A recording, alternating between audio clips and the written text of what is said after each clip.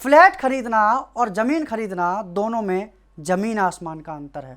ज़मीन के साथ सबसे बड़ा खतरा होता है टाइटल और इस्तेमाल का।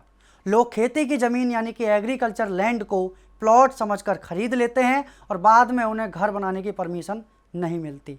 आज हम समझेंगे कि 7/12 उतारा होता क्या है, उसे कैसे पढ़ते हैं और एनए यानी कि नॉन एग्रीकल्चर प्लॉट लेना क्यों ज़रूरी है।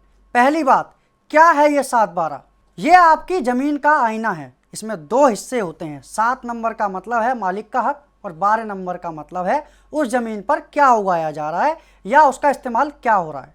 अगर इसमें ऑक्यूपेंट क्लास 2 लिखा है तो समझ लीजिए उस ज़मीन को बेचने के लिए सरकार की इजाज़त चाहिए। हमेशा वर्ग 1 की ज़मीन ही सुरक्षित होती है। दूसरी बात, खेती की ज़मीन बनाम एनए प्लॉट। भारत में कानून है कि आप खेती की ज़मीन पर घर नहीं बना सकते। अगर आपको घर बनाना है तो उस ज़मीन का एनए यानी कि नॉन एग्रीकल्चरल होना ज़रूरी है। अगर बिल्डर कह रहा है कि बाद में एनए करवा देंगे तो उस पर भरोसा बिल्कुल भी ना करें। हमेशा फाइनल एनए और लेआउट सैंक्शनड प्लॉट ही खरीदें।